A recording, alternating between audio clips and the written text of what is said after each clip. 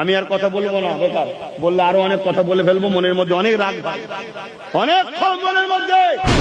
আমার মাকে গাল দিয়েছে, আমার বাপকে গাল দিয়েছে এই সমাজের কিছু মোল্লা-মৌলভী সাহেব, ইমামরা, মুসলমানরা। কেন? আমি বলেছিলাম মসজিদ, মাদ্রাসা, দ্বীন, ইসলাম, মুসলিম গরিবের স্বার্থে ওয়াকফ, মুসলিম জাতির স্বার্থে ওয়াকফকে বাঁচাতে হবে। যদি ওয়াকফকে আমরা কন্ট্রোল করতে পারি, কোন মুসলিম গরিব মেয়েকে বিবাহের জন্য কাঁদতে হবে না, কোন মুসলিম ছেলেকে পড়াশোনার জন্য কারো কাছে ভিক্ষা চাইতে হবে না, কোন মুসলিম ছেলেকে আইএস, আইপিএস পড়া থেকে কেউ রুখতে পারবে না। এই ওয়াকফের এত টাকা আছে, আমি বলেছিলাম ইমামদের 20,000, মুয়াজ্জিনদের 10,000 করে টাকা দেওয়া যাবে।